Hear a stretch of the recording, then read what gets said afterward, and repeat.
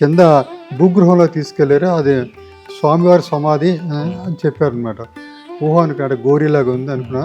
తర్వాత నాలో మార్పు రావడం. సుమారు 250 గ్రామాలకు మనం అప్పట్లో నీళ్లు సాయిబాబా, షిరిడి సాయిబాబా కానీ సత్యసాయిబాబా వాళ్ళు కానీ నీళ్ళు ఇవ్వడం జరిగింది. నాకు ఎప్పుడు 99 దాకా నాకు బాబా గారు తెలియదండి. తర్వాత అలాగా వైబ్రేషన్స్ రావడం. ఈవెన్ నేను నాకు వరల్డ్ బ్యాంక్ దీంట్లో మాంచెస్టర్ వెళ్ళానండి. ఎక్కడ ఆకలి ఉంటుందో అక్కడ ఆకలి తీర్చరా అని అన్నారు. అదే ఉద్దేశంతో ఎక్కడైతే అనాశరణాలను వాడికి వెళ్ళి నేను ఇవ్వడం. బాహ్య ప్రపంచం కోరికలు తీర్చిన తర్వాత ఆధ్యాత్మిక మార్గంలోకి ప్రవేశపెడతానని నేను అంటాడు. ఏదో తెలుసుకోవాలని బాధ, ఆవేదన. ఒకసారి కళ్ళమ్మడి నీళ్ళు వచ్చేస్తా ఉంటాయి. ఆయన గోడ మీద పిక్చర్ లాగా వస్తుంటే పడుకోరా అంటారు. ఒక చింత అనేది ఎప్పుడైతే మొదలైంది కూర్చోలేకపోతున్నాం. బాబా త్వరలన్నీ చింత తీరుస్తాను లేరా అంటున్నారు. అని ఎప్పుడు తీరుస్తాడో తెలియట్లేదు. కానీ 35 ఏళ్ళు కలిసిపోయినాయి, ఇంకా ఏం తెలియలేదనే బాధ నాకు. అంతే.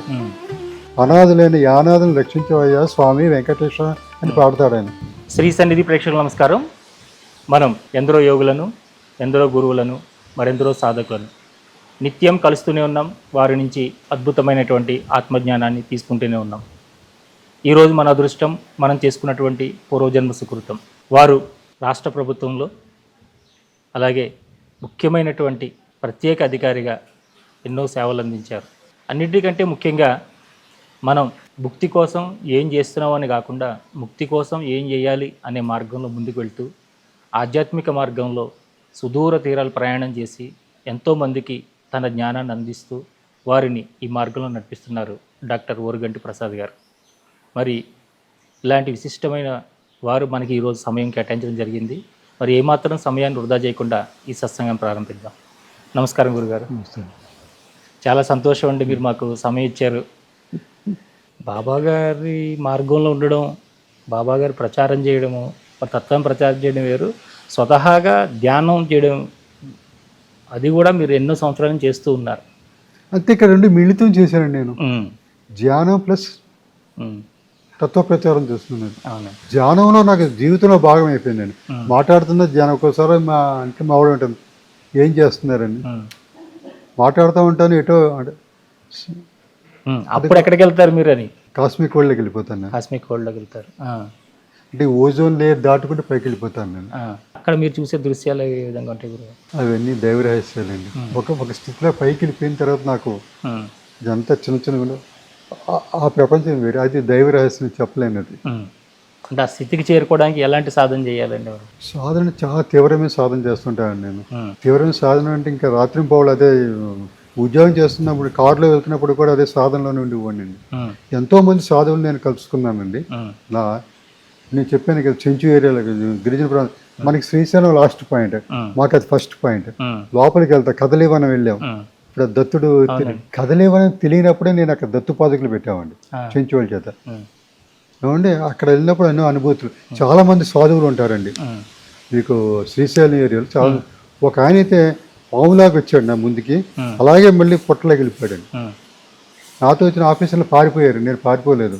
అంటే ఇట్లా ఎంతోమంది సాధువులు చెప్పాను కదా, పాకలపాడు గురువు గారు కానీ, ఇటు శ్రీశైలం ఏరియా కాకుండా ఇటు పెంచులకోన మీకు తెలుసు, అమ్మవారు కూడా ఉంది. తర్వాత భైరవ్ కోన, తర్వాత ఇది తలకోన, ఇవన్నీ తిరిగానండి. ఫారెస్ట్ ఏరియా తిరగని ఏరియా అంటలేదు. అన్నమైన నడిచిన ప్రదేశం కడప నుంచి నడిచి వెళ్తాడు కదండి, కూడా నడిచి వెళ్ళానండి. అంటే అప్పట్లో యానాది వాళ్ళు ఈయన తీసుకెళ్ళేవారండి. ఆయన పాదాల్లో దీంట్లో కూడా యానాదుల గురించి, అనాథులైన యానాదులను రక్షించవయ్యా స్వామి వెంకటేశ్వర అని పాడతాడు ఆయన.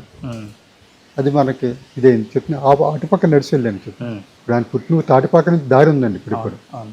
అంటే ఇట్లాగా అన్ని ప్రదేశాలు నేను కవర్ చేసుకుంటూ వచ్చాను. ఎంతోమంది సాధువులు పొంగు ఇది చేశాను. నాకు శక్తిపాతం కూడా స్వామివారు ఇవ్వడం జరిగింది. ఎక్కడ, ఏ ప్రాంతంలో జరిగిందండి శక్తిపాతం? నాకు వచ్చింది శ్రీశైలం కొండల్లోనే వచ్చింది. నాకు ఈ కదలీవనంలోనే శక్తిపాతం వచ్చింది. దత్తుడే వచ్చాడు. దత్తుల పాదకి ప్రదర్శించాను, మొత్తం అంతా శక్తిపాతం అయిపోయింది. అంటే ఎంత సమయం పడుతుంది గురుగారు మీరు ధ్యానంలో కూర్చున్నప్పుడు? మీ భౌతిక శరీరాన్ని నుంచి ఈ సూక్ష్మ శరీరంలోకి? సూక్ష్మ పరిస్థితి నేను ట్రావెల్ చేస్తూ ఉంటానండి. రాత్రిలో నేను ట్రావెల్ చేస్తాను. ఒక్కోసారి సత్యసాయిబాబా గారి నుంచి సందేశాలు వస్తుంటాయి. 3 to 5 మధ్య నాకు హిమాలయాల సందేశాలు వస్తుంటాయి. అప్పుడు సూక్ష్మ స్వరస్తో ట్రావెల్ చేస్తూ ఉంటాను. మానసరోవరం వెళ్ళాను.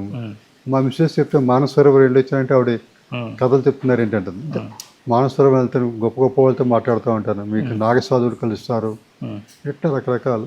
అక్కడ అక్కడ సెపరేట్ ఒక పార్లమెంట్ ఉందంటారు, కాస్మిక్ పార్లమెంట్. అంటే ఒక్కో దాని దగ్గర ఒక్కొక్క వ్యవస్థ ఉంటుందండి.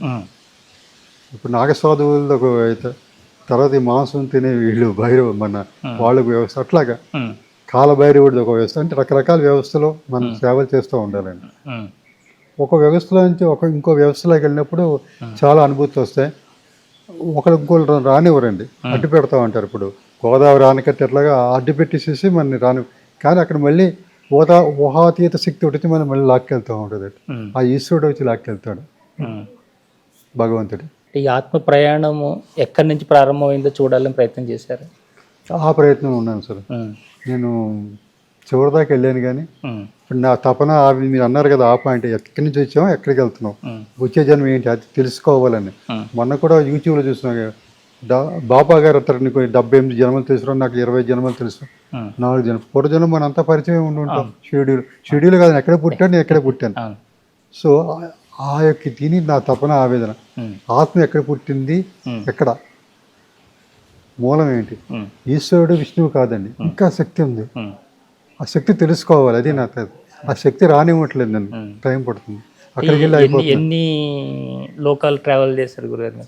ఇప్పుడు 14 లోకాలు చేశానండి. 14 లోకాలు ఎవరు చెప్పలేడండి, కొన్ని వేల లోకాలనే, కానీ కొన్ని ఊర్ధలోకం అదొకటి ఉండే చెప్తారు, కానీ తెలిసిన వరకు చెప్తారు, కానీ 14 లోకాలు దాటి వెళ్ళాలండి.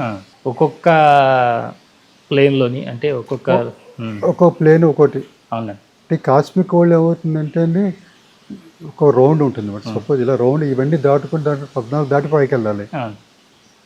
అంటే ఒక్కో దాంట్లోకి ఒక్కో శక్తి స్వరూపాలు వస్తూ ఉంటాయి మనకి, కొన్ని దేవతా స్వరూపాలు. ఇట్లా ఈ దేవతా స్వరూపాలు వేరు, ఆ స్వరూపాలు వేరు. అంటే వాళ్ళ దగ్గర నుంచి, అంటే ఇక్కడ మీరు భూమి మీద చేయవలసిన కార్యక్రమాల గురించి ఎప్పుడైనా వాళ్ళ దగ్గర నుంచి సందేశాలు అందుతున్నాయండి? వాళ్ళ సందేశం పెట్టే కదండి మీరు చెప్పాను, అక్టోబర్లో పెట్టే స్వామి అన్నాను. అందుకని త్వరలో నుండి గొడవ మొదలవుతుందని కూడా, గుడి మొదలవుతుందని కూడా చెప్పాను ఆయనకి. అంటే చెప్తూ ఉంటాను నేను, అది వారు ఎట్లా తీసుకుంటారనేది వాళ్ళ ఇది ఉంటుంది. అంటే ఎవరైనా ఒక వ్యక్తి మీ దగ్గర, అంటే ఇంతకాలం మీరు ఈ సాధనలో ఉన్నప్పుడు వారి యొక్క ఆరా తెలియడం కానీ తెలిసిపోద్దండి నాకు. మీరు ఒక నెగిటివ్ ఆరాతో ఒక ఆయన వచ్చారనుకోండి, నా పాజిటివ్ ఆరాతోటి నేను క్లెయిమ్ చేస్తాను, తెలిసిపోతుంది, మనిషి చూడగానే తెలిసిపోతుంది.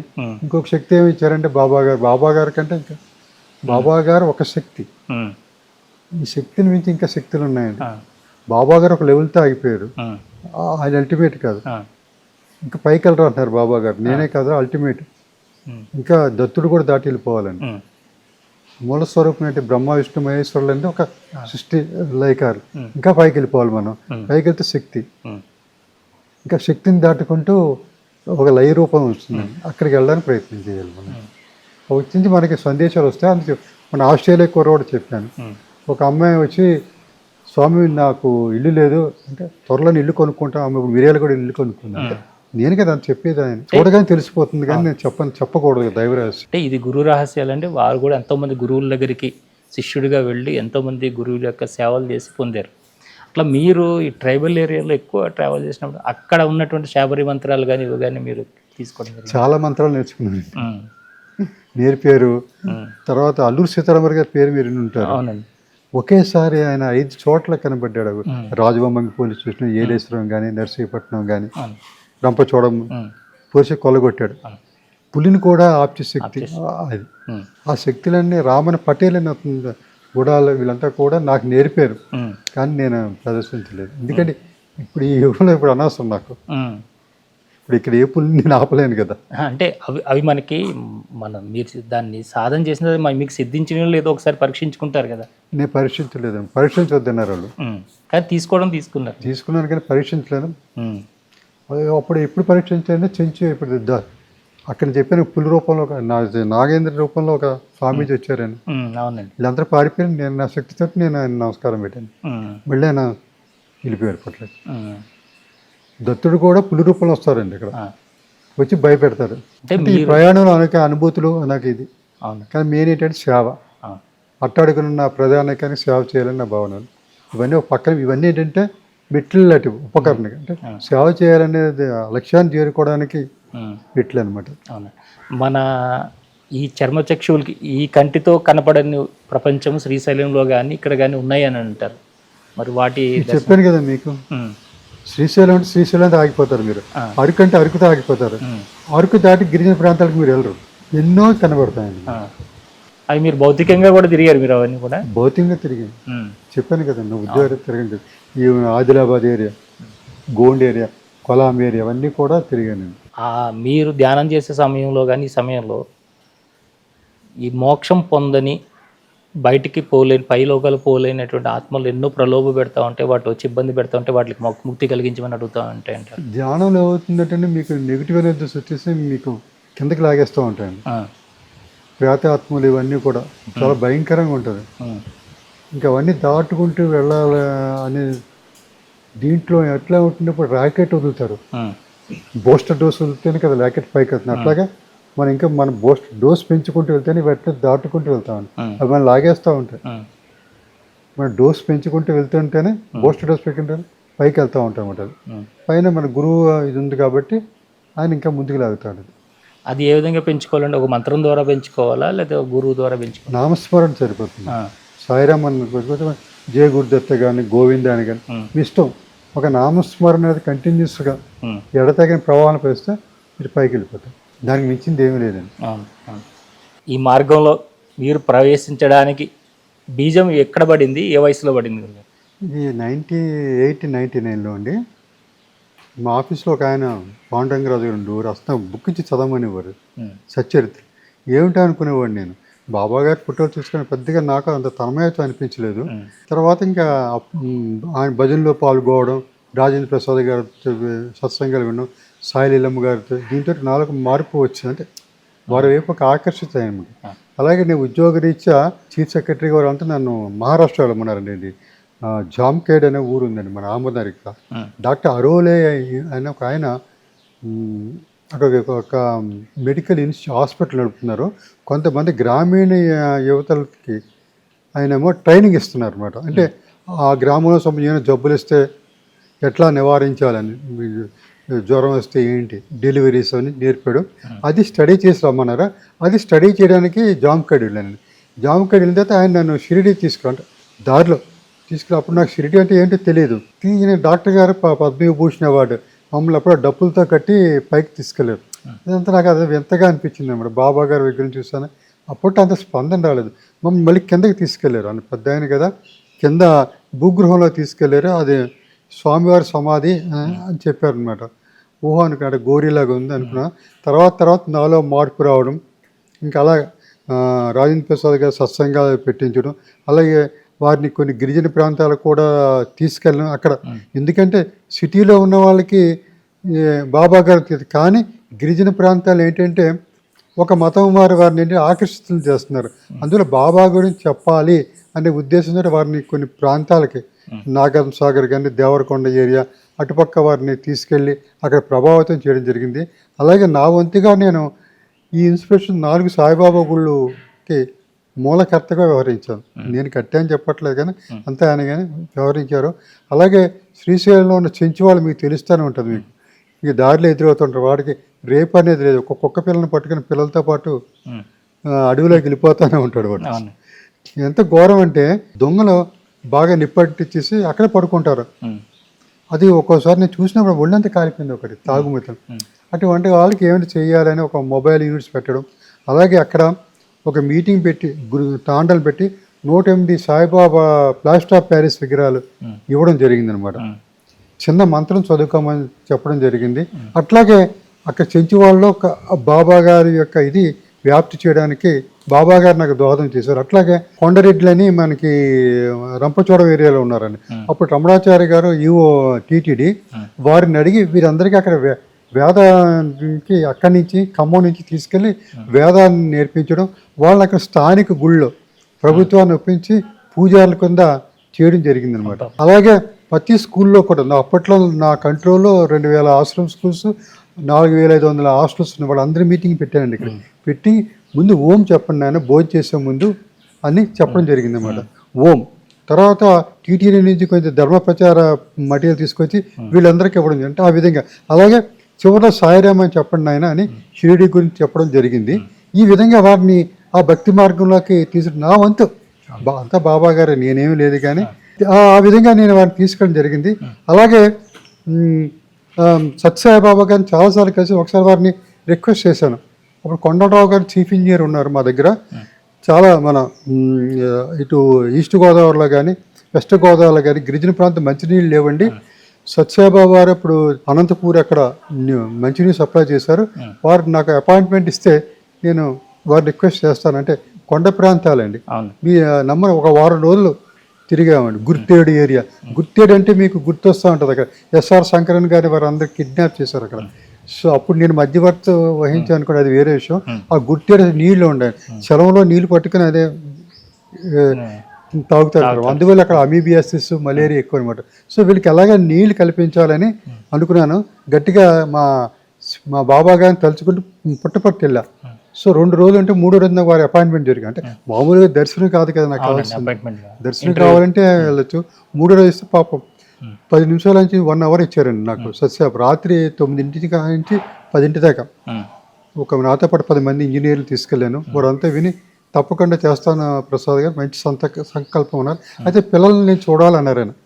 ఆ గిరిజన పిల్లల్ని మేము చూడాలంటే సరే స్వామి 1 వీక్లో మీకు వాళ్ళ డ్యాన్స్ అవన్నీ నేను అక్కడక్కడ చూడలేదంటే గిరిజన పిల్లలందరినీ తీసుకెళ్ళానండి. ఎక్కడి నుంచి సుమారు 20 బస్సుల్లో ఇటు ఈస్ట్ గోదావరి నుంచి ఇటు వెస్ట్ గోదావరి తీసుకెళ్ళానండి. ముందు ఆ ట్రస్ట్ మెంబర్ అబ్బాయి స్వామి అంతసేపు చూడరు, 10 నిమిషాలు వీళ్ళందరూ 200 పిల్లలు ఒకేసారి డ్యాన్స్ చేయాలి. ఏకవస్త్రధారణ చేయించి స్వామి ముందు 10 నిమిషాలు అంటే లేదు అని స్వామి అన్నారు. కానివ్వండి అన్నారు ఆయన, ప్రసాద్ కానీ అన్నారు.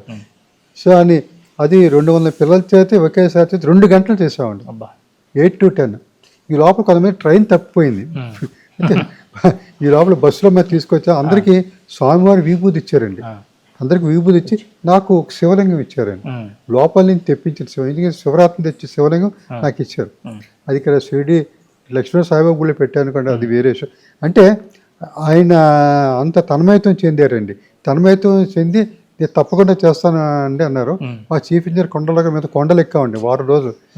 నీళ్ళు అనక అంటే మాకు ఏంటంటే అక్కడ నీళ్ళు ఇవ్వాలి అంతే, వాళ్ళ మంచి నీళ్ళు తాగాలి. నేను ఇక్కడ నీళ్ళు తాగుతున్నాను, ఫిల్టర్ వాటర్ తాగుతున్నాను, ఆస్మోసిస్ వాటర్ వీళ్ళు తాగాలని. మొత్తం మీద అంటే మీ నంబర్ సుమారు 25 కోట్లు ఖర్చు పెట్టారండి. ఇటు వెస్ట్ గోదావరి కానీ వెస్ట్ గోదావరి జంగారెడ్డిగూడెం, కొయ్యలగూడెం ఏరియా, ఇటు ముసిరిమెల్లి, రంపచోడవరం ఆ ఏరియాకి కూడా నీరు ఇవ్వడం జరిగింది. సుమారు 250 గ్రామాలకు మనం అప్పట్లో నీళ్లు సాయిబాబా, షిరిడి సాయిబాబా కానీ సత్యసాయిబాబా వాళ్ళు కానీ నీళ్ళు ఇవ్వడం జరిగింది. అంటే అది నా జీవితం ఒక మరుపురాని మైలుగట్టం. అంటే మనిషిగా పుట్టినందుకు మనం ఏదో చెయ్యాలి, ఏదో గుడికి వచ్చేసాం, మొక్కు తీసుకున్నాం, షిరిడి వెళ్ళాం వచ్చేసాం కాదు. బాబా గారు ఏం చెప్పారు? సేవ చెప్పారు. శ్రద్ధా సబూరి ముందు నేను డెవలప్ చేసుకోవాలి, సేవ చేయాలి. అదే సేవ గిరిజన ప్రాంతాల్లో చేశానండి. సుమారు 13 భాషలకి గిరిజనలో అందరికీ లిపి రాయించానండి. లిపి రాయించి పుస్తకాలు కూడా ప్రింట్ చేయించి వాళ్ళ భాషలో వాళ్ళకి చెప్పామండి. ఇటు లంబాడా కానీ, కోయి కానీ, ఇటు ఆంది కానీ, గౌడ్ కానీ, ఇట్లా రకరకాల భాషలో చెప్పడం జరిగింది. చెప్పినప్పుడల్లా టీచర్లు ఒకటే చెప్పేవాడిని, బాబు ముందు ఓంకారంతో మొదలెట్టండి, చివరి సాయిరామ్, ఇట్లా బాబా గారిది అట్లా వ్యాప్తి చేయడానికి ప్రయత్నించాను. నాకు ఎప్పుడు 99 దాకా నాకు బాబా గారు తెలియదండి. తర్వాత అలాగా వైబ్రేషన్స్ రావడం. ఈవెన్ నేను నాకు వరల్డ్ బ్యాంక్ దీంట్లో మాంచెస్టర్ వెళ్ళానండి. మాంచెస్టర్ వెళ్ళినప్పుడు అక్కడ ఒక డాక్టర్ గారు బాబా గారి గురించి తీసుకెళ్ళాను. ఏమిటి వింత అనుకున్నా. అంటే ఈ విధంగా అలా బాబా గారి దయతోటి, అంటే నేను చెప్పకూడదని వరల్డ్ బ్యాంక్ 93 దేశాలు, అంటే ఏ మనిషి కూడా ఇంత షార్ట్ ఈ తక్కువ జీవిత కాలంలో నేను గర్వంగా చెప్తాను, బాబా గారి వల్ల నేను 93 దేశాలు వెళ్ళడం జరిగింది. 5 సీఎంల దగ్గర కానీ పివి నరసింహరావు గారి భుజం మీద చేసి రారా ప్రసాద్ అని, అంటే అంత ఆత్మీయంగా అంటే అంత బాబా గారి నాదేమీ లేదు. అందుకనే నా జీవితం ముగిసే లోపల, అంటే ఎప్పుడు ప్రాణం ఎప్పుడు వస్తుందో మనకు తెలియదు, ఎప్పుడు పోతామో మనకు తెలియదు. ఈ లోపల వీలైనంత వరకు సాయి సందేశం ప్రజలకి చేర్చాలి అనేది. అందువల్ల సందేశం చేర్చాలంటే ఎట్లాగా, ముందు నాలో నిష్కల్మత్వం ఉండాలి, శ్రద్ధా సబూరి, సేవాభావం, బాబా గారి సేవాభావం. ఎంతమందికి మహానుభావు సేవ చేశారు. ఎక్కడో ఉన్న ఆవిడెవరు కొమ్మరి కొలువులు చనిపోయినామని ఇక్కడే ఆయన లేపాడు కదండి దుల్లోంచి. ఎక్కడో ఉన్న నానాసాహెబ్ చంద్రవర్కర్ నీళ్ళు లేకుండా కొండ మీద అల్లాడుతూ ఉంటే ఏం చేశాడు, ఒక బంజారు అంటే ఒక గిరిజన రూపంలో వెళ్ళి నీ రాయి కింద ఉందరా నీళ్ళు అంటాడు. అంతే కదా. బాబా అనుమతి లేకుండా షిరిడి లోపల ప్రవేశం కూడా జరగదని చెప్తాను అంటారు. అట్లా మిమ్మల్ని ఆపిన సందర్భాలు ఉన్నాయండి ఎప్పుడైనా? ఇప్పుడు నేను ఆఫీసరండి నేను, మీరు అన్నదానికి నేను వస్తున్నాను. నా అనుమతి లేని అంటే లాస్ట్ ఇయర్ 2024 డిసెంబర్లో 25 అంటే ఆ రోజు మార్నింగ్ ఆఫ్టర్ ముందు కూర్చోబెట్టారు ఈవో గారు నన్ను. నేను కూర్చుంటే ఆయన సందేశం ఇచ్చారు, నువ్వు ఇంక షిరిడి రావద్దురా అని. ఏమంటే నువ్వు ఇప్పుడు హారతలు రాస్తున్నానండి నేను, అది అయ్యేదాకే నువ్వు అడుగు పెట్టద్దు. మా నారాయణరావు గారు కూడా చెప్పి అందరికీ చెప్తున్నాను, మీరు అదృష్టవంతులు నన్ను రావద్దన్నాడు ఆయన, నువ్వు ఇక్కడే ఉండు అన్నాడు, నేను ఇక్కడ ఆయన చూసుకుంటున్నాను, ఈ హారతలు అయ్యేదాకా నేను షిరిడి రానండి అన్నాను. ఆ హారతలు కూడా మొన్న 1300 పేజీలు రాస్తే ఏమైందంటే చిప్పి పడేయమన్నాడు, పడేసానండి, ఇంకా రాయాలన్నాడు. మరి ఎప్పుడు అవుతుందంటే ఆయన ఏం చెప్పారు అంటే నిజం అబద్ధం హేమాద్రి పని చచ్చిపోయిన తర్వాత ఆయన బుక్ వచ్చింది, అలాగే నీ తదనంతరం వస్తుందేమో అన్నారు. నమస్కారం పెట్టేసుకోండి. చాలా కఠినంగా ఉంటాయండి బాబా గారి పరీక్షలు, చాలా కఠినం అండి. ఒక్కోసారి మీరు భరించలేక పారిపోవాలయా ఎందుకు వచ్చిన కూడా అనిపిస్తుంది, జీవితం వ్యర్థం అనిపించేదాకా చేస్తాం. జీవితంగా ఒక్కొక్కసారి నాకు ఆత్మహత్య చేసుకోవాలన్న పరిస్థితి కల్పించారు. కలిపి అక్కడి దాకా వెళ్ళిన తర్వాత మళ్ళీ వెనక్కి రావడం. నేను ఆత్మహత్య కొన్ని విషయాలు ఆత్మహత్య దాకా వెళ్ళానండి, తర్వాత మళ్ళీ వెనక్కి తీసుకురావడం. ఇప్పుడు ఒక గురువుగా ప్రకటితమైనటువంటి బాబా గారిని దేవుడిగా పూజించడం అనేది ఏంటి? అది ఎట్లా ఉంటుంది అనుకో, చిన్నపిల్లలు ఉన్నాం అనుకోండి, మన పిల్లలు రకరకాల దుస్తులు వేస్తాం, రకరకాల హెయిర్ స్టైల్స్ పెట్టుకుంటాం, అది మన మనసుని బట్టి ఉంటుంది. అలాగే ఆ పిల్లవాడు పెరిగే కొద్ది కూడా రకరకాల అంటే అల్లారు ముద్దుగా పెంచుకుంటాం పిల్లల్ని. అట్లాగే బాబా గారిని కూడా మనం అల్లారు ముద్దుగా చూసుకుని వాళ్ళ దైవ స్వరూపం మనం చూస్తున్నాం. అంటే ఇప్పుడు మాతా పిత గురువు తర్వాత దైవం కదండి. ఇప్పుడు బాబా గారు కూడా శివమారుత్యాది రూపాయ నమః అంటారు కదండి. శివుడు కింద కానీ మారుతి రూపంలో కానీ పాండురంగడిగా కొంతమందికి ఇట్లా రూపాలు ఇస్తానే ఉన్నాడు ఆయన. సో ఏంటంటే అది గురువులో మనం దైవం చూసుకోవడం తప్పులేదు. బాబా గారు ఎప్పుడు చెప్పలేదు నాకు 9 గురువారాలు చేయండి, నాకు ఏది నవమాలకు పూజ ఏం చెప్పలేదు. అని అడిగేది శ్రద్ధాసభ్యుడు అంతే. నీ మనసు నాకు అప్పుడు నేను నీకు వస్తాను, నీకు నాకు మధ్యన ఆ గోడను పడగొట్టమన్నాడు. అది చూడండి ఎంత గొప్పవాడు. దేవుడు చదువుతున్నప్పుడు జ్ఞానేశ్వరి వచ్చి చదువుతున్నావు లేదన్నాడు, వేరేవాడిని అడుగుతుంటే తిట్టాడు, ముసలాన్ని పిలవంటారని. ఆయన మనసు గాయపడిందని సాలా పెట్టి కప్పుతాడు, నీకు నాకు మధ్యన గోడను పడగొట్టరా అంటాడు. అంటే ఒకరికి భావాద్ రామాయణం, ఇంకోళ్ళకి ఇట్లా జ్ఞానేశ్వరి, ఇట్లా భాగవతం చదివి అంటే ఏంటంటే గురువుగా ఆయన్ని మనని ఒక భక్తి మార్గంలో పెట్టాడు. ఆ భక్తి మార్గంలో మనం ఉన్నప్పుడు గురువుకి దైవానికి తేడా లేదు, అంతా ఆయన సాయమయం అనుకుంటే మనకి కాస్మిక్ వరల్డ్ కదండి. కాస్మిక్ వరల్డ్లో ఈ నవగ్రహాలు అయితే ఇవన్నిటిలోంచి వచ్చినవే కదండి ఈ యొక్క ఎనర్జీ. రామచంద్ర పాటిల్ అయినప్పుడు చనిపోతాడు, భార్య ఏడ్చుకుంటూ వస్తుంది, నువ్వు చాలా మంది బతికించావు కదా, నన్ను బతికించుంటాడు. పిచ్చిదాన వాడి శరీరం అంతా ఇదైపోయింది, ఆ పాడుపడిపోయే శరీరం కావాలి, వేరే జన్మ ఇమ్మంటావని అడుగుతాడు.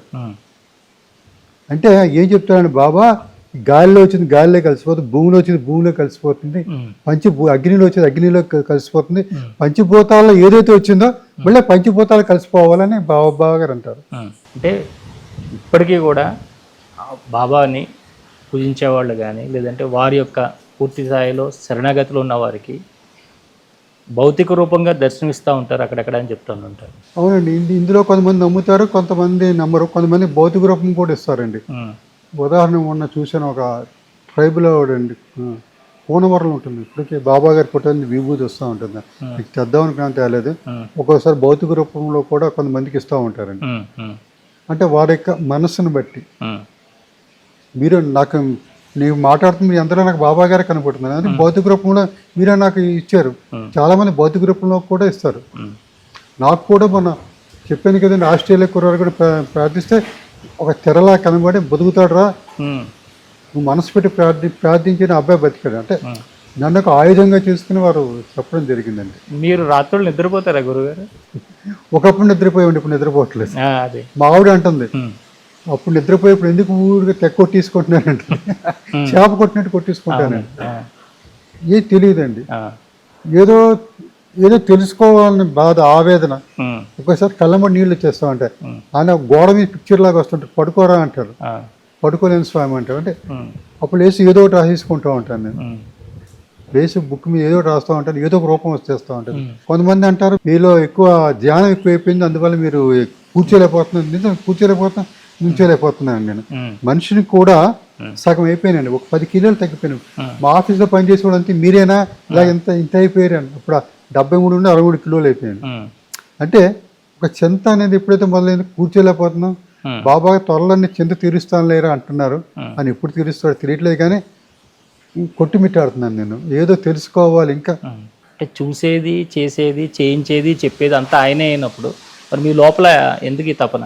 అదే తెలియట్లేదండి. అదే అడిగాను, స్వామి ఎందుకు నన్ను ఇంతగా సముద్రం అల్లమన్న మనస్సు అంతా కొట్టాడుతున్నావు అంటే, ఒరే అప్పుడు ఏం చెప్పాడంటే ఆయన, అది బుక్లో రాస్తున్నా అండి, సముద్రం మదనం చిలికేది కదరా, చిలికినప్పుడు ఏం వచ్చిందిరా అన్నాడు.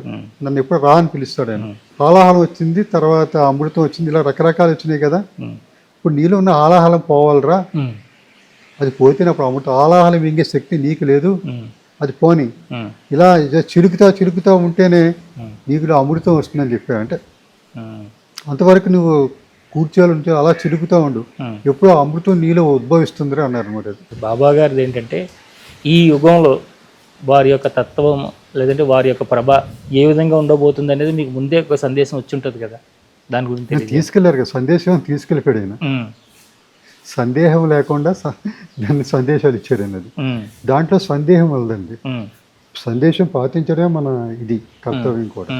అంటే దీనికి ఏదైనా కూడా ఒక పని కానీ ఏదో ఒక మంచి కార్యక్రమం చేసేటప్పుడు ఇప్పుడున్నటువంటి కలియుగంలో నెగిటివ్ ఫోర్సెస్ అనేవి ఎక్కువ పనిచేస్తుంటాయి 100%. మరి వాటిని మనం విడదీయాలంటే మీకున్నటువంటి శక్తితో వాటి ఏ విధంగా జరుగుతుంది చేసుకోవాలి? నెగిటివ్ ఫోర్సెస్ ఎప్పుడూ ఉంటాయండి, 100% మనని వెనక్కి లాగుతూనే ఉంటాయి. ఇప్పుడు బాబా గారి సచరిత్రలో కూడా ఒక అతను లాయర్ ఎందుకు అనుకుంటాడు కదా, తర్వాత మాన్యువల్ పరీక్షలో పాస్ అవ్వడం, తర్వాత ఎందుకు వచ్చావని తిట్టడం, అట్లా. సపెట్నేకర్ విషయంలో కూడా భార్యని రామంటే వద్దంట, అంటే ముందు ఆడ నెగిటివ్ పో అని ఎందుకంటాడు బాబా గారు, అందులో నెగిటివ్ ఎనర్జీ పోవడానికి అట్లాగే తిడతా ఉండేవాడు అందరినీ కూడా. శ్యామాని కూడా దిగు అంటాడు పాము కదా, ఎందుకంటే అందులో పాము విషయం దిగాలని. అట్లా కూడా ఇక్కడ దుష్టశక్తులు పోవడం టైం పడుతుంది. వాటిని ఏ విధంగా గుర్తించి వాటికి తీయడానికి మనకు అవకాశం ఉంది? ఇప్పుడు వీళ్ళు నామం చెప్పిస్తున్నారు కదండి, సరిపోతుంది అది. దాని ద్వారా దుష్టశక్తి వెళ్ళిపోతుంది. సాయి స్మరణే చాలు, స్మరణ ఎక్కడ ఉంటే అక్కడ ఆయన ఉంటాడు, ఆయన తీసుకెళ్తా ఉంటాడు. సచ్చరిత పారాయణం మీరు ప్రారంభించిన తర్వాత అది చదువుతూ, అంటే మీరు ఎన్నిసార్లు చేసి ఉంటారు సచ్చరిత పారాయణం లెక్కలేదు దానికి, కానీ మొదటిసారి మీ పారాయణం తర్వాత ఇది నేను బాబా గారికి పూర్తి అంకితంగా అయ్యి చదువుతున్నాను, బాబా గారు యొక్క లీలలు నాకు కనపడాలి అలా అనుకున్నప్పుడు వారి యొక్క సందేశాలు కానీ ఏమైనా అందినాయండి మీకు? మొట్టమొదటి సచ్చరిత పారాయణ చేసినప్పుడు మా ఇంట్లో 11 మంది బ్రాహ్మణులకు భోజనం పెట్టాను. గమ్మత్ ఏంటంటే ఒకటే ఫోటో, ఒక ఆయన తీసుకొచ్చి ఫోటో ఇచ్చారండి. అప్పుడు దాకా మా ఇంట్లో చిన్న ఫోటో ఉండేది, ఇంకా ఆయన బాబా గారి రూపంలో వచ్చారు అనుకున్నానండి. వచ్చి ఫోటో ఇవ్వడం జరిగింది. దాంతో ఇంకా ఒక విధమైన ఆవేశం, తన్మయత్వం వచ్చింది ఆ ఫోటో చూడగానే.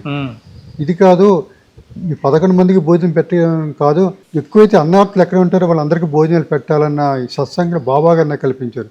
ఒరే 11 మంది కాదు, మొత్తం ప్రజలందరికీ ఎక్కడ ఆకలి ఉంటుందో అక్కడ ఆకలి తీర్చరా అని అన్నారు. అదే ఉద్దేశంతో ఎక్కడైతే అనాశరణాలు వాడికి వెళ్ళి నేను ఇవ్వడం. విశాఖపట్నం గ్రామ సమాధి ఉందంటే నేను చెప్పడం ఎందుకు, కానీ ఇక్కడ రామకృష్ణ మిషన్ నాకు తోచిన తలేరామకృష్ణ కూడా చెప్తుంటే కొంత ఆకలిని తీరుస్తుండే. నేను చిన్నవాడినే, కానీ బాబా గారి సందేశం అది, ఆకలి తీర్చి ముందు అన్నం అంతే. అలాగే ఇంకో జ్ఞానాన్ని పంచిపెట్టుకున్నారు. జ్ఞానం పంచిపెట్టడం ఎట్లాగా, సత్సంగమే కాదు కదా, అందరూ సత్సంగానికి రాలేరు కదా, ఎలాగా అని ఆలోచిస్తుంటే పుస్తకాలు రాయరా అని వారే నాకు సందేశం ఇవ్వడం జరిగింది. నాకు ఎప్పుడైనా జ్ఞానంలో సందేశాలు ఇవ్వడం జరుగుతూ ఉంది. ఎంత గొప్ప సందేశాలు అంటే, నేను ఒకసారి గుళ్ళో కూర్చొని ఇంగ్లీష్ బుక్ వచ్చింది, సాయి జ్ఞానేశ్వరుని ఇంగ్లీష్ బుక్. బాబా గారు కళ్ళు మూసుకుని తెలుగులోకి రాయరా అన్నారు. సాయి జ్ఞానేశ్వర్ గురించి ఫస్ట్ తెలుగులోకి నేను బాబా గారి అయితే అనువదించడం జరిగింది అన్నమాట. అట్లాగే ఆ పరంపరలో ఇప్పటిదాకా 17 పుస్తకాలు రాయడం జరిగిందండి. అట్లాగే విన్నీ చుట్లూరు గారు రాసిన 7 పుస్తకాలు కూడా బాబా గారి దయ తెలుగులో రాయడం జరిగింది. విన్నీ చుట్లూరు గారి ఒక నిమిషం మీకు చెప్తానండి. ఆవిడ ఇక్కడ ఇండియాలోనే పుట్టింది, గోవాలో అమెరికా వెళ్ళిపోయిందండి. అక్కడ పీడియాట్రిషియన్, చిన్నపిల్లల డాక్టర్.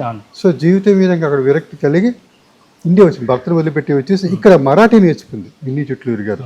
నేర్చుకొని మరాఠీ నేర్చుకొని ఆవిడ షుగరు అయినా సరే మందుల గురించి అహ్మద్ నగర్ వెళ్ళి కష్టపడి వెళ్ళి మందులు తీసుకొని అలాగే సర్వైవ్ అయ్యి మరాఠీ నేర్చుకొని సాయిలీలా మ్యాగజైన్లోని ఈ బాబా గారి కథలన్నీ కూడా ఆవిడ ఇంగ్లీష్లోకి రాసింది. అది నా అదృష్టం కదా, బాబా గారు నాకు చేత తెలుగులోకి రాయించడం, ఇది ఇట్లా 17 పుస్తకాలు రాయడం జరిగింది. అలాగే కె వెంకటేశ్వరరావు గారు అని అనంతపూర్లో ఉన్న కృష్ణదేవరాయ తుమ్మపూడి కోటేశ్వరరావు గారు ఈయన మీ అంతా కలిసి ఆయన శ్రీకృష్ణదేవరాయ యూనివర్సిటీలో ప్రొఫెసర్ చనిపోయారండి. నందదీపం గురించి రాసినామండి. నందదీపం అంటే తెలియని విషయాలు రాశారు. అట్లాగే ఏ పురాతన పాత్, ఇవి పురాతన పాదాలు రాని బాబా గారు అట్లా అవి ఎట్లా పురాతనమైనవి, అవి అన్నీ కూడా మనకి ఈ ఉపనిషత్తులకు ఈ యొక్క వేదాలకి ఎట్లా సమన్వయం చేసుకుంటూ ఇట్లా 17 పుస్తకాలు రాయడమైంది. అట్లాగే ఈ జీవితం ఎట్లా మరి ఎప్పటిదాకా జరుగుతుంది, ఈ జ్ఞానాన్ని ఇలాగా నేను పంచుతున్నాను. అలాగే ఒక్కోసారి అంటే మీరు అనుభవాలు అంటున్నారు కాబట్టి నా గొప్పతనం అంతా ఆయనేనండి. మీరు ఆ రోజు ఫోన్ చేయగానే అనుకున్నాను బాబా గారే మీ చేత చేయించారండి. ఎందుకంటే నేను ఎక్కువగా ఈ షూటింగ్ కాట్లకి నేను కొంచెం దూరంగా ఉంటాను. మరి ఎందుకు బాబా గారు మీ చేత ఇప్పించారు. అలాగే మా నారాయణ గారు కూడా ఎప్పుడు పర్మిషన్ ఇవ్వని కూడా బాబా గారు అంటే పర్మిషన్ ఇచ్చారు. మొన్న 1 month బ్యాక్ ఆస్ట్రేలియాలో మాకు తెలిసిన ఫ్రెండ్ యాక్సిడెంట్ అయ్యి ఇంకా గుర్తిస్తారు కారు, బతకడానికి డాక్టర్లు చెప్పారు. వాళ్ళ అమ్మగారు నాన్నగారు వచ్చారు, మనకి ఆస్ట్రేలియా వీసా దొరకాలి. నేను అన్నాను బాబా గారు నమస్కారం పెట్టుకొని విభూతి ఇచ్చాడు మా ఇంట్లో, విభూతి తీసుకున్నారు, ఆన్లైన్లో పెట్టగానే ఇమీడియట్గా వీసా వచ్చింది. అబ్బాయి బతుకుతాడమ్మా, మీరు వెళ్ళి ముందు వెళ్ళి నోట్లో విభూతి వేయండి, బాబా గారు బతికిస్తారు. ఆ డాక్టర్ ఎవడండి ఎన్నో వదిలేసిన కేసులు బాబా గారు బతికించారు, ఆయనే పెద్ద డాక్టరు. ఈ అబ్బాయి ఇప్పుడు మేలుకొని అంటే నవ్ ఈ సర్వైవింగ్, కోమా నుంచి బయటకు వచ్చారు అంటే చెప్తున్నానండి. అంటే ఎవరికైనా కూడా ఏదైనా ఒక నమ్మకం సగం సగంగా ఉంటుంటుంది. పూర్తి స్థాయిలో స్థిరం అవ్వాలంటే ఏదో ఒక బలమైన సంఘటన జరగో లేదా బలమైన ప్రోత్బలం జరిగిద్దో అని కానీ అవుదనమాట అండి. భగవంతుడి మీద కూడా అందరూ దేవాలయాలకు వెళ్తారు, కానీ దేవుడి మీద పూర్తి నమ్మకంతో ఉన్నారా, నిజంగానే తీరుస్తాడని నమ్మకంతో ఉన్నారా అంటే సగం. కానీ ఏదో ఒక సంఘటన ఏదో ఒక సందర్భంలో ఆ భక్తి అనేది ఇంకా పూర్తి స్థాయిలో వాళ్ళ లోపల ఆ భగవంతుడి మీద స్థిరం అవుతుంటుంది. అంటే మీరు పనిచేసినటువంటి వ్యవస్థలో ఏమైతే ఉందో చాలా ప్రలోభాలకు గురి అవుతూ ఉంటుంటారు, చాలా పెద్ద స్థాయిలో చాలా ప్రలోభాలకి గురయ్యానండి. కానీ బాబా గారి దయ వల్ల ఒకసారి మరణాన్ని తప్పించారు బాబా గారు. ఇంకా అంత ఫ్లాట్ అయిపోయాను నేను. ఎలా మరణాన్ని తప్పించారంటే, నేను రాజశేఖర రెడ్డి గారి దగ్గర పనిచేసినప్పుడు యాక్చువల్ హెలికాప్టర్ నేను వెళ్ళాలి, సుబ్రహ్మణ్యం గారు నేను శ్రీకాంత్. యాక్చువల్ ఆ రోజు మా మిస్సెస్ అనుకోకుండా బాత్రూంలో పడిపోయింది, ఊండైంది. గబగబా హాస్పిటల్ తీసుకొని రాజశేఖర రెడ్డికి చెప్పాను, సార్ ఇట్లా ఫోన్ లేరా, నువ్వే కంగారు పడక, నేను సుబ్రహ్మణ్యం వెళ్తాను లేరా అన్నారు. నేను కంగారు పడగాను, ఎల్లుంటే మరి నేను మీ ముందుండేవాడిని కానీ వీళ్ళు ముందుండేవాడిని కానీ అంటే చెప్తున్నాను. ఇంకా చేయవలసిన కార్యక్రమాలు ఉన్నాయి కాబట్టి బాబా గారు చేయించుకుంటాడు, తర్వాత ఇంకా ఆయన ఇష్టం అంటే ఇటువంటి చెప్పాడు. ఇంకొకసారి కూడా ఏమైందంటే, నేను అండమాన్ నికోబార్ స్టడీకి వెళ్ళానండి. స్టడీకి వెళ్ళినప్పుడు అప్పుడు ఎవరంటే పివి నరసింహరావు గారే మమ్మల్ని పంపించారు. ఆయన ఎప్పుడు నేను ఖాళీగా ఉంచేవాడు కదా, తిరగరా వెళ్ళరా అనేవాడు. అని ఆయన కవి గారు కదా, ఆయన రాత్రి కూడా నేను ఒకసారి లేపి చెప్తుంటే నేను తప్పట్లు కొట్టేవాడిని. రాత్రిపూట ఎవరు తప్పట్లు కొడతాడానికి నేనే కొట్టాలి, తప్పట్లు కొడితే ఆయన ఉప్పింగిపోయాడు. చాలా గొప్ప సార్ అనేవాడు. అంటే ఆయన మరణం ఒక విషాదం అనుకోండి, అది విషయం. కానీ అని నువ్వు అండమాన్ వెళ్ళాలరా, అక్కడ జార్వాస్ అని రకరకాల 5 ట్యూబ్స్ ఉన్నాయి. జార్వాస్ అని బట్టలు వేసుకోరండి, నగ్నంగా ఉంటారు. సో వాళ్ళ దగ్గరికి వెళ్ళాలంటే దగ్గరికి వెళ్తే బాణాలు వేస్తారు, ఆ బోట్లో వెళ్ళాలి.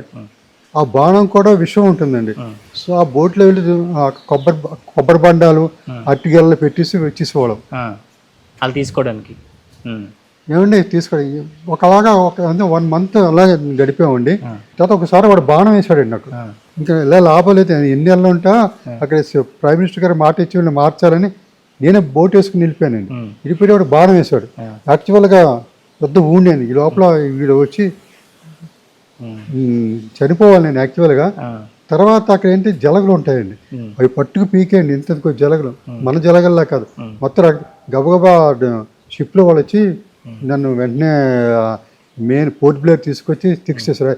డాక్టర్ నేను నా మనసులో ఏంటంటే బాబా గారు రక్షిస్తారని, నేను చేసిన తప్పు అని కాదు, ఒక మంచి పని గురించి చెప్తా వాళ్ళని ఉద్ధరించాలని. సో నా డాక్టర్లు చాలా 24 గంటలు నేను కోమాలోకి వెళ్ళిపోయాయండి. ఇంకా బాబా గారే నాకు కనబడ్డారు అక్కడ. తర్వాత డాక్టర్ నాకు చాలా అదృష్టం, మీరు భయపడ్డారు, వాళ్ళు విషబాణం ఎవరు బతకరు, చాలా మంది చంపిస్తారు. దాంతో నేను వెనుతిరిగి చూడలేదండి జీవితంలో. అది తర్వాత ప్యూర్నెస్ దగ్గర రావడం, రిపోర్ట్ ఇవ్వడం, వాళ్ళ గురించి ప్రత్యేక ప్రణాళిక తయారు చేసామండి. వాళ్ళ కులంలో తీసుకొచ్చి బట్టలు ఇవ్వడం, అట్లా కొంతమంది ఢిల్లీ తీసుకొచ్చాం. అలాగా రిపబ్లిక్ డే చేసి వాళ్ళకు కొత్తమైన వర్తమానం వచ్చింది. ఆ ఏరియాకి రోడ్లు కూడా వేయించామండి. ఆ విధంగా అలాగే టూరిస్టులు ఆ ఏరియాకి వెళ్ళకూడదు కన్నా కూడా నిబంధనలు పెట్టించాను. ఎందుకంటే టూరిస్టులు వెళ్ళేటప్పుడు పాపం ఈ అమాయకులు వస్తూ ఉంటారు, డబ్బులు ఇవ్వడం, ఫోటోలు తీయడం చేస్తారు. అవన్నీ అంటే ఈనాడు చాలామంది అప్పుడే 25 మందికి ఉద్యోగాలు బాగా డెవలప్ అయ్యారు. అంటే మరణం నుంచి ఎట్లాగే తప్పించుకున్నాను అనేది అంతా ఆయనది అయ్యానండి. ఆయన తప్పించి ఏమీ కాదు. అందుకని ఈ మార్గాన్ని ఎంచుకోవడంలో కూడా మీరు మొదటి నుంచి కూడా ఇప్పుడు మీ తాతలు తండ్రులు పరంపరలో తీసుకున్నప్పుడు అది శివ పూజ కానీ లేదా ఇష్టమూర్తి ఇవన్నీ ఉంటాయి కదా. బాబా మార్గంలోకి వచ్చినప్పుడు అక్కడ కూడా పొజిషన్స్ స్టార్ట్ అంటే మా తాతల్లందరూ కూడా వెంకటేశ్వర భక్తులండి. మా నాన్నగారి పేరు వెంకట్రావు, నా పేరు సత్య వెంకట దుర్గా ప్రసాద్. మా పిల్లలు కూడా వెంకట వచ్చేటట్టుగా పెట్టా. ఏమండి మా ముత్తాత పేరు వెంకయ్య, అట్లా వెంకయ్యమ్మ అట్లా రావాలి. ప్రతి సంవత్సరం 2-3 సార్లు మీరు తిరుపతి వెళ్ళేవాళ్ళు. నేను ప్రతి నెల కంపల్సరీగా వెళ్ళేవాడు. క్యాంప్ చిత్తూరు వెళ్ళినప్పుడల్లా క్యాంప్. అంటే ఆ వెంకటేశ్వర స్వామి అన్నట్టుగా తర్వాత ఎప్పుడైతే సాయి వచ్చారో నా జీవితం 2 ఒకటే. వారికి వీరికి తేడా లేదని ఇంకా సాయి పదంలో ఉన్నాను. సాయి ఎవరంటే శ్రీపాద చరితామృతంలో చదువుతున్నప్పుడు ఆయన ఆంజనేయ స్వామి అవతారమే కదా. ఆంజనేయ స్వామి ఎవరు? రామభక్తుడు. రాముడు ఎవరు? వెంకటేశ్వర స్వామి. ఇవన్నీ ఒకే సర్కిల్ అన్న ఈ విశ్వంలోకి కాస్మిక్ ఎనర్జీ అంతా ఒకటే అని ఇంకా బాబా గారిలోనే వెంకటేశ్వర బాబా గారు తీసుకోవడం నాకు ఎక్కడ డిస్ప్యూట్ రాలేదు. ఇప్పుడు మామూలుగా బాబా భక్తులుగా అయిన వాళ్ళు బాబాకి ఎంతో కాలం నుంచి వాళ్ళు దాదాపు ఒక 50 సంవత్సరాల నుంచి 60 సంవత్సరాల నుంచి కూడా సేవ చేస్తున్నట్టు ఎంతోమంది భక్తులు ఉన్నారండి, ప్రపంచవ్యాప్తంగా ఉన్నారు. కానీ మీలాంటి వాళ్ళు ఏంటంటే మీరు బాగా చదువుకున్నవారు, విద్యార్థికులు, ఎంతోమంది పెద్ద పెద్ద వాళ్ళ దగ్గర పనిచేశారు. అంటే బాబా షిరిడీకి రాకముందు ఎక్కడ ఉండేవాడు, ఏం చేసేవాడు, అసలు ఎలా వచ్చాడు ప్రవేశం అనే దాని మీద ఎప్పుడైనా రీసెర్చ్ చేశారు? అంటే నేను పత్రి అని వెళ్ళానండి. చాలా మంది చెప్తా ఉంటారు కానీ యాక్చువల్ బాబా గారు నేను ఇక్కడ పుట్టాను రాని ఎక్కడ చెప్పలేదు. నేను మన దాసగన్ మహారాజు, నేను సాయి జ్ఞానేశ్వర దాసగన్ మహారాజు, మరాఠీ ఇంగ్లీష్లో దాసగన్ మహారాజు కోయంబత్తూరులో సభలో అంటాడు 1962లో. ఏమంటాడంటే నేను మసాలా గురించి ఆయన పత్రికలో పుట్టినట్టు చెప్పాడు కానీ నాకు తెలియదు అంటారు. కొంతమంది ఆయన నక్షత్రం ఇది, తల్లి ఇది, అమ్మ ఇది, నాన్న ఇది అంటారు. కానీ నమ్మశక్యంగా పత్రికలో ఉన్నానండి, రీసెర్చ్ చేశాను. కాదు మనకి ఎక్కడంటే ఆ పార్టీలతో రావడం, ఆ గుర్రం ఇది ఇక్కడ ఆవో సాయి అని రావడం, అప్ప జోగులెక్క వీళ్ళందరూ వీళ్ళు పిలవడం, మాసభ అక్కడి నుంచే మనకి తీసుకోవాలి. పోవడం మనకి అనవసరం. ఇప్పుడు జోగుతో అంటాడు స్వామి, నాకు ఎప్పుడు వైరాగ్యం వస్తుంటే నీ భుజానికి జోలు తగిలించినప్పుడు నీకు వైరాగ్యం వస్తుందిరా అంటారు. బాగా జోలు అంటే ఏంటి? వైరాగ్యం అన్నమాట. అంటే జోగు భార్య చనిపోయిన తర్వాత ఆయనకి వైరాగ్యం వచ్చింది. అప్పుడు అంట నేను రాసిన ఏ పురాతన బుక్లో నేను రాశానండి, అకార ఇకార ఉకార మకార ఓంకారంలో అందుకు కొంచెమే తెలుస్తుందిరా, నా గురించి ఎవరికీ తెలియదు, ముందు తెలుస్తుందిరా అంటారు ఆయన. సో ఆయన గురించి తెలుసుకోవడం అసాధ్యం అండి. ఇప్పుడు శంకరాచార్యులు ఉన్నది, ఆయన పుట్టి తెలుసుకుంది అక్కడితో నమస్కారం. తర్వాత ఆయన ఏం చేశాడు మన ప్రపంచానికి అనేది మనకు ముఖ్యం. ఎందుకంటే అప్పట్లో ఆయన బౌద్ధ మతం వ్యాప్తి వల్ల, అంటే ప్రభావం వల్ల శైశవ దిశలోకి వెళ్ళిపోయిన మన హిందూ మతాన్ని ఆయన పునరుద్ధరించాడు. చిన్న వయసులోనే మొత్తం ఇండియా అంతా తిరిగి హిందూ మతాన్ని ఉద్ధరించాడు. ఈనాడు మీకు తిరుపతిలో వెంకటేశ్వర వైభవం ఎందుకు వచ్చిందంటే అక్కడ పెట్టిన శ్రీచక్రం వల్ల. అట్లా పూరిలో కూడా పెట్టారు. అట్లా రకరకాల హిందూ, అంటే ఆయన ఎక్కడ అన్నది మనకు అనవసరం. ఆ మహానుభావుడు హిందూ మతానికి ఏం చేశాడు అనేది అదే. షిరిడి సాయిబాబా కూడా అంతే. మనకి ఏం చేశాడు అనేది కాకుండా మనం ఆయనకి ఏం చేయబోతున్నాం. ఇప్పుడు గురువు అనగానే మహిమలు, మ్యాజిక్లు ఎక్స్పెక్ట్ చేస్తున్నారు అందరు కూడా, వాటి కోసం ఎదురు చూస్తూ ఉన్నారు. బాబా గారు కూడా అప్పట్లో మరి ఇవన్నీ కొన్ని చూపించారు అని అంటారండి. ముందు అందరినీ ఈ యొక్క బాహ్య ప్రపంచ కోరికలు తీరుస్తాండ్రా అందరిది. ఎవరితో అంటారు? చంద్రకర్త అంటాడు. బాహ్య ప్రపంచ కోరికలు తీర్చిన తర్వాత ఆధ్యాత్మిక మార్గంలోకి ప్రవేశపెడతా అని నేను అంటాడు ఆయన. సో ముందు కోరికలు తీర్చుకుని తనలోకి లాక్కునేవారు ఆయన. లాక్కుని తర్వాత ఆధ్యాత్మిక మార్గంలోకి ప్రవేశపెట్టేవాడు. పరిప్రశ్న విషయంలో చూడండి ఎంత చక్కగా చెప్పారు.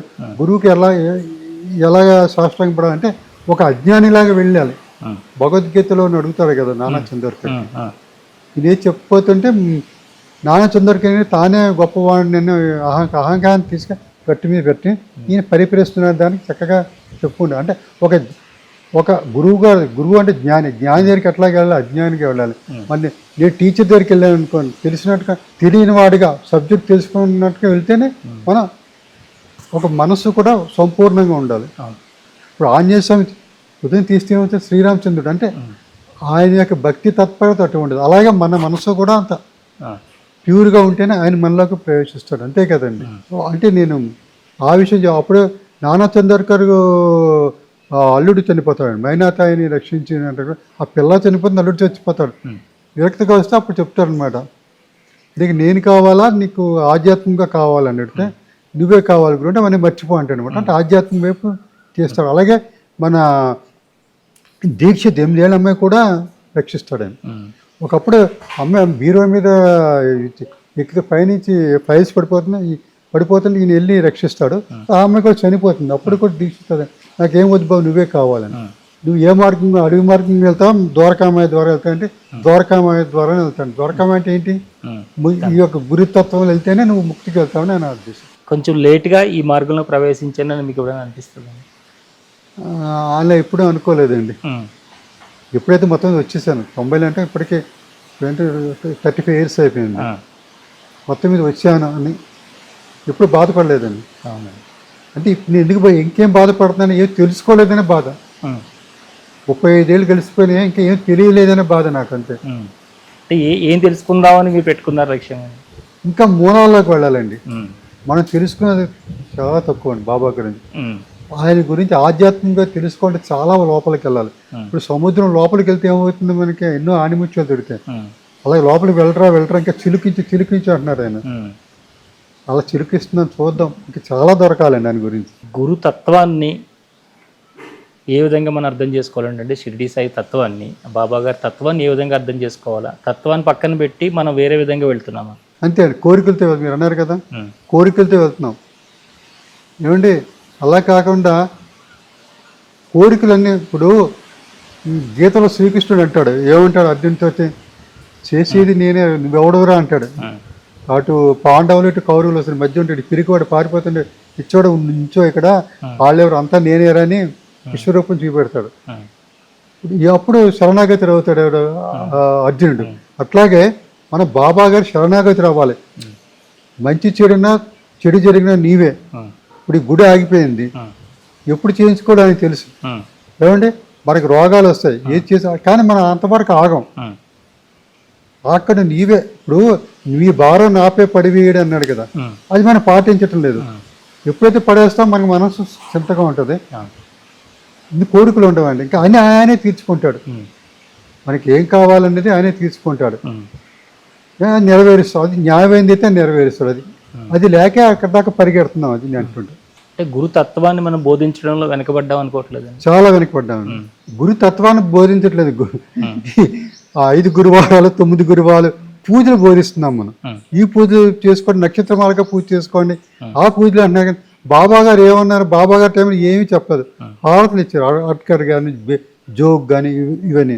నాకు 5 లడ్డూలు కావాలరా అని జోగుని, అది భీష్మ జోగుని అయితే ఆయన భీష్మ రాసిచ్చారు. అంటే అట్లా ఏంటంటే బాబా గారు హారతులు ఇస్తే సరిపోతుంది. అంటే ఆయన అంతేగాని ఆయన టైంలో ఈ అర్చనలు కానీ ఇవేమీ లేవండి.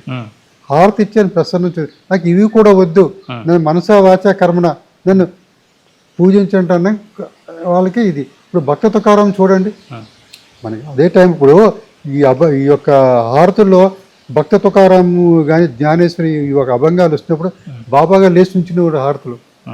అంటే వాళ్ళకి ఇదిగా ఏమండి ఆ యొక్క హారతుల్లోనే ఉంది మనకి మన జ్ఞానం. ఏంటి మన హారతులన్నీ గుడ్డిగా పాడేస్తున్నాం కానీ అందులో ఎంతో జ్ఞానబోధం ఉందండి. తుకారం మనసా వాచా కర్మన అని రాశాడు, ఏది పాండురంగుడి మీద. ఆ పాండురంగుడి మీద అందులో లీనమైపోయాడండి. ఎంత లీనమైపోయాడంటే వాళ్ళ ఆవిడ ఏదో వ్యాపారం చేయమంటే మొత్తం వస్తుంది అమ్మేస్తాడు. అలాగే గోవులు పాపమంటే గోవులు పోతాయి, అలాగే తిడతాడు. చివరికి ఎంత మోక్షాన్ని ఇచ్చాడంటే ఆయనకి పుష్పక విమానం పంపించాడు పాండురంగుడు, కానీ భార్య మిస్ అయిపోయింది. అంటే సశరీరంగా అంటే అంత ఇదిగా ఉండాలి. అలాగే భక్తి మీరాబాయ్ అంటే అంటే చెప్తున్నాను, అంటే ఈ భక్తి మార్గంలోకి వెళ్ళినప్పుడు మనకేమైనా ముళ్ళమ్మ బాట ఉన్నా సరే మనం ముందుకి వెళ్ళాలంటే ఇప్పుడు మన బాబా చరిత్ర చెప్తాడు, మా గురువుని వెతుకుతూ కొంతమంది అడవిలోకి వెళ్తూ ఉంటారు. ఒక వచ్చి కాదు ఈ దారిలో వెళ్ళమంటాడు, ఈయన కరెక్ట్గా ఆ దారిలో వెళ్తాడు. ఆ గురువు వచ్చి బావిలో చెప్పడం అంటే ఏంటంటే మనలో ఉన్న జ్ఞాన మార్గంలో పెట్టడం అంటే జ్ఞానదేవుడు ఎవరైనా కషాయవాడండి యాక్చువల్గా. ఆయన తింటున్న రొట్టె ముక్క పట్టుకెళ్తుంది కుక్క రూపంలో. అరే ఈ ఉండి పచ్చడి తీసుకుని పరిగెడతా అంటే ఆయన పాండురంగుని చూసాడు. కరకటి భార్య కుక్కకి ఏమంటే కడుపు నిండిపోయిందేమంటారు. లక్ష్మీబాయి తీసుకొచ్చింది కూడా కుక్క పెడతాడు. ఇట్లాగనమాట. అంటే ఏంటంటే అన్ని జీవుల్లో నేనే ఉన్నాను అని గురూపదేశం అనమాట. అన్ని జీవుల్లో నీవే ఉన్నా అని తెలుసుకున్నాడు. అక్కడ దాకా వెళ్ళదా, ఇక్కడే లీనమైపోవడం అదేనమాట. ఒక భక్తురాలకి నువ్వు వచ్చి మా ఇంటికి వచ్చి నువ్వు ప్రసాదం స్వీకరించాలంటున్నావు. దొట్లు పెడుతుంది, దాని చీమలు వస్తాయండి. ఇక్కడికి వచ్చి దెబ్బలాడడానికి వస్తుంది. స్వామి నువ్వు రాలేదని దెబ్బలాడి చూడు నేను ఎందుకు రాలేదని కప్ని తీసి చూపెట్ట పొట్ట చుట్టూ చీమలు ఉంటాయండి. అది నీకు నేనేనే అంటాడు. సో ఇట్లాగంటే అంటే గురు తత్వంలో మనం పడినప్పుడు అసలు తేడా. ఇప్పుడు పంచిపోతానప్పుడు గాలి ఉందండి, ఈ గాలి కూడా మనం ఆశీర్వదిస్తుంది. చెట్లు చూడ ఎంత ఆనందంగా నవ్వుతున్నాయంటే మన యొక్క ఈ యొక్క బాబా గారి సందేశానికి అవి కూడా తలనూపుతున్నాయి. అంటే ఈ పంచభూతాల్లో మనం ఉన్నాం. అది ఈ విధంగా అనుకున్నప్పుడు మనకి ఇది లేదు. కానీ ఏంటంటే దురదృష్టవశాత్తు చెప్పే వాళ్ళందరూ కూడా గురు అసలు బాబా గారు మూలం శ్రద్ధాసపూర్ చెప్పడం ఏవేవో అనుభవాలు చెప్తున్నారు. అనుభవాలు కానీ ఏంటి మూలం శ్రద్ధాసపూర్ చెప్పాడు. అన్నిట్లో తన్నే చూడమని చెప్పాడు. అన్నిటా వ్యాపించానని చెప్పాడు. ఒక ఒక ఒక అతనికి యోగిరాజు అతని పేరు ఉంది జ్యోతిరాజు అంటే అతనికి వాడి కుష్టి వ్యాధి. వాడు పెరిగి తిరగకూడదు. వాడు పెరిగి తినడం చూసి బాబాగారు పిల్లి రూపంలో వెళ్ళి ఆ పెరిగి తాగేసి వచ్చేవాడు. ఇది ఒకసారి పిల్లిని కొడతాడు. ఆ జ్యోతిరాజు మీ దగ్గరికి వచ్చేటప్పటికి డబ్బులు చూపెడతాడు. అంటే నీ గురించి నేను బాగా డబ్బులు తింటున్నాను అంటే మన సన్మార్గంలో పెట్టడానికి గురువు అనేవాడు ఎన్ని బాధలు పడుతున్నాడు అనేది మనకి. మీరు అంతవరకు శ్రీకృష్ణుడు ఉన్నాడు, మరి ఎన్ని బాధలు పడ్డాడని. మహాభారత యుద్ధంలో బాధలు పడింది శ్రీకృష్ణుడు ఒకడే. ఇక్కడ అర్జునుడు పడలేదు, ఇక్కడ పాండవులు పడలేదు, కౌరవులు పడలేదు. చివరికి వచ్చినప్పుడు హస్తినాపురం మన వీళ్ళ రాజధాని హస్తినాపురం వచ్చినప్పుడు అర్జునుడు దిగమంటాడు. నేను దిగడానికి ముందు నువ్వు దిగ అంటాడు. అహంకారతాడు శ్రీకృష్ణుడు. దిగ్గని ఈయన కూడా దిగిపోతాడు. దిగిపోగానే దగ్ధమైపోతుంది ఏది రథం. మరి పిచ్చోడా నీ మీద పని బాణాలన్నీ నేను స్వీకరించాను రా, అందువల్ల నువ్వు యుద్ధం చేసావని కనువిప్పు కలుగుతున్నాను. ఎందుకంటే అక్కడ ఆయన గురువు ఆయన వచ్చి ఈ శిష్యుడి యొక్క బాధల్ని స్వీకరించాడు. పూణే దగ్గర లోపల ఒక అమ్మవారి గుడి ఉంటే ఈ నానచంద్రకర్ వెళ్తారు. అక్కడ గుడి మూసేసే టైం అయిపోయింది, గుడి మూసేశారండి. ఈ బాబా గారు అక్కడికి వెళ్ళి పూజతో నా ఒక ఆఫీస్ రూపంలో వస్తున్నారో వాళ్ళకి టిఫిన్ తయారు చెప్తాడనమాట. సో అట్లాగే వాళ్ళకి ఆకలి తీర్చండి. ఇది అదే ఏంటంటే ఈ యొక్క లీలలు అమోఘం ఉండే బాబా గారు తెలిసి మనం ఎప్పుడైతే తెలుసుకున్నామో ఇంకా ఆయనకి మనకి తేడా లేదు, ప్రతి మనిషిలో ఉన్నాడు అన్నది అనేది. అంటే ఒక్కొక్కరు బాబా సాక్షాత్తు శివస్వరూపం అంటారు, ఒకటి శివస్వరూపం, ఈయనకి దత్తస్వరూపం, ఇంకొకరేమో వెంకటేశ్వర, ఇంకొకటి రాముడు, శివమారుత్యాది రూపాయని నమః అంటారు కదా. అట్లా ఇలా రకరకాలుగా అందరూ ఎవరి భావంలో వాళ్ళు ఊహించుకుంటూ ఉంటారు. అంటే మీకు బాబా గారు దర్శించినప్పుడు ఎట్లా ఇస్తుంటారు? అంటే యద్భావం తద్భావతి అంటారు కదా. నాకు బాబా గారిలో రాలేదు. నేను ధ్యానంలో ఉండగా నాకు 3 ధ్యానం చేయడం అన్నమాట. ఇప్పుడు ఎందుకంటే నేను ట్రైబల్ ఏరియాలో గిరిజన ప్రాంతం పాడేరు ఏరియా తిరిగిన పాకలపాటి గురువు గారు కానీ మీరు ఉంటారు. అవును, నర్సీపట్టపై చింతపల్లి లోపల వెళ్తున్నప్పుడు ఆ శిష్యుడు ట్రైబల్ అతను నాకు ఉపదేశం చెప్పి ఇలా చేయండి ధ్యానం అన్నాడు. చేస్తే ఆయన యొక్క ఫోటో రూపం నాకు పెట్టి రూపం చూపించాడు ఆయన. సో అప్పటి నుంచి ధ్యానం చేయడం ధ్యానం చేసినప్పుడు నాకు ముమ్మిడివారి బాలయోగి వచ్చారండి. ముమ్మిడివారి నేను వెళ్ళాను వారి దర్శనం, సంవత్సరానికి ఒకసారి వారి దర్శనం అవుతుంది. శివరాత్రి నాడు మళ్ళీ తలుపు మూసేస్తారండి. జీవించున్నప్పుడే మీరు దర్శనం చేసుకున్నారు? చిన్నప్పుడు నేను అప్పుడు 70 ఉద్యోగంలో జాయిన్ కొత్తలో వెళ్ళానండి. ఉద్యోగం జాయిన్ అవ్వలేదండి, ఎంఎస్సి చదువుతున్నప్పుడు వెళ్ళాను. 73, 75 ఎంఎస్సి అన్న ఒక ఆయన తీసుకెళ్ళారు. మా నాన్నగారు సర్కిల్ ఇన్స్పెక్టర్ ఎస్ఐ గారు తీసుకెళ్ళారు. సో అప్పుడే నాకు ఉపదేశం ఇచ్చారు ఆయన. ధ్యానంలో ఉండగా బాలయోగి వచ్చి ఉమ్, వచ్చారు. తర్వాత గర్భస్థ శిశువు ఉమ్, చూపెట్టి ఇంకా నువ్వు శిశు రూపంలో ఉన్నావు, ఇంకాను ఉమ్, నీకు ముందు ముందు గురువు వస్తారని బాలయ్య గారు చెప్పి ఆయన మాయమైపోయారు. ఉమ్, ఇలా కొన్ని నెలలు గడిచింది. గర్భస్థ శిశువు పెరుగుతుంది నా మనసులో. ఉమ్, ఏమండి పెరిగిపోయేది. మళ్ళీ వెంకటేశ్వర స్వామి వచ్చారండి. ఉమ్, మేము కాదని గురువు వస్తారని నీకు ముందు ముందు గురువు వస్తారని అనడం. ఉమ్, నేను షిరిడి వెళ్ళాం. ఉమ్, తర్వాత బాబా గారు ఆ శిశువే బాబా గారి రూపం వచ్చింది అప్పుడు. శిశువు పెద్ద బాబా గారి రూపం రావడం, ఇంకా అక్కడనే ఆయన స్థిరపడడం అట్లా జరిగింది అనమాట. ఉమ్.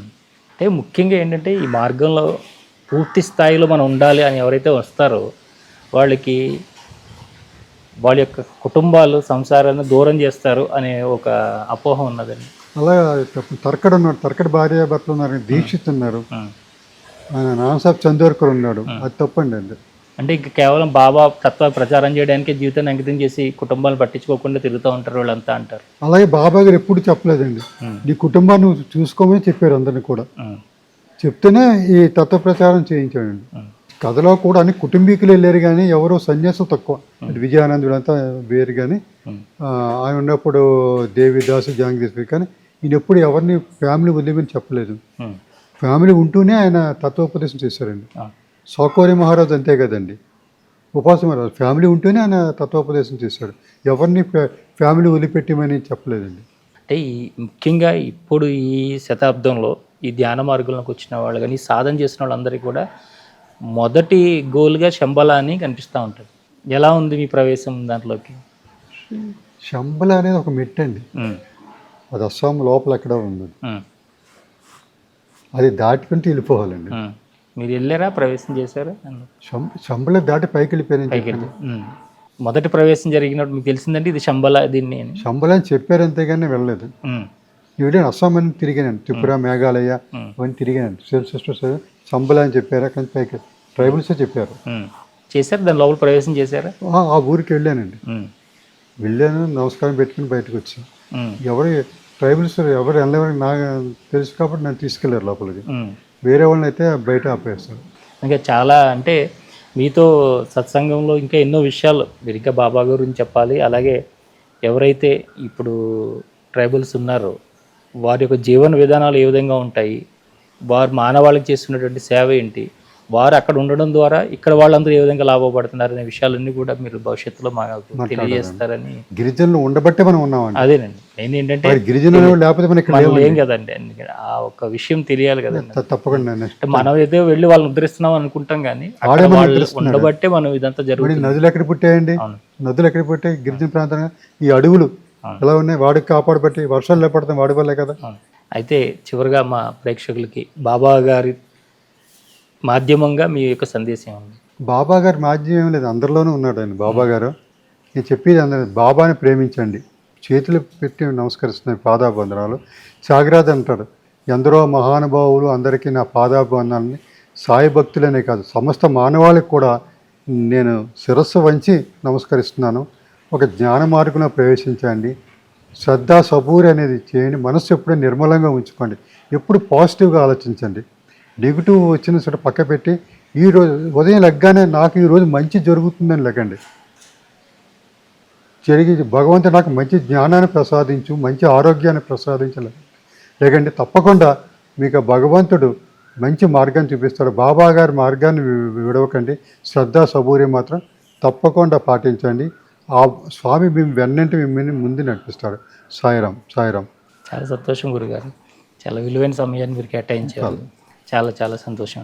నమస్తే సాయిరాం. ఇంతవరకు ఓరుగంటి ప్రసాద్ గారు, డాక్టర్ ఓరుగంటి ప్రసాద్ గారు వారి యొక్క అమూల్యమైనటువంటి ఆధ్యాత్మిక ప్రయాణం గురించి, అలాగే వారు చేసినటువంటి విశిష్ట సేవల గురించి మనతో పంచుకున్నారు. వారు చేస్తున్న ఈ ప్రయాణంలో బాబా గారు వారికి ఏ విధంగా తోడుగా ఉండి వారిని ముందుకు తీసుకెళ్లారు, ఏ విధంగా వారి జన్మని చరితార్థం చేసుకోవడానికి బాబా గారు తోడ్పడ్డారు, ఇప్పటికీ ఏ విధంగా వారి సేవల్ని బాబా గారి రూపంలో అంటే బాబా గారి ప్రతినిధిగా వారి సేవలు అందిస్తూ ఉన్నారు అనే విషయాలని మనతో పంచుకున్నారు. ఇది నిజంగా ఏదో మనం కాకతాళీయంగా చేసినటువంటి సత్సంగం కాదు. ఇది సాక్షాత్తు షిరిడి సాయి యొక్క ప్రోద్బలంతో వారు ఎన్నుకొని ఈ రోజున మనకి ఒక సందేశం ఇవ్వాలని అనుకున్నారు కాబట్టే ఈ సందేశం మనందరికీ చేరింది. మీరంతా కూడా ఎవరిని పూజించినా ఏ మార్గంలో ఉన్నా గురువుని అమితంగా మనం భక్తి విశ్వాసాలతోని పూర్తి స్థాయిలో శరణాగతితో విశ్వసించాలి. ఎందుకంటే గురువే మనల్ని ఎంత క్లిష్ట పరిస్థితుల్లో ఉన్నా, ఎలాంటి మార్గంలో ఉన్నా, ఎంత మనం శోకంలో ఉన్నా, బాధలో ఉన్నా బయటపడగలిగేది ఆయన ఒక్కడే. దైవాన్ని మనం దగ్గర చేసేది ఈ జన్మనే చివరి జన్మగా చేసుకునేలాగా మనకి మార్గాన్ని సుగమం చేసేది కూడా గురువే. వీరంతా కూడా ఆ గురువు యొక్క సందేశాలను తీసుకుని ఆ గురువు చెప్పిన మార్గంలో ప్రయాణిస్తారని కోరుకుంటూ మరొక ఇంటర్వ్యూ మళ్ళీ కలుసుకుందాం. అంతవరకు చూస్తుండండి శ్రీ సన్నిధి టీవీ. నమస్కారం.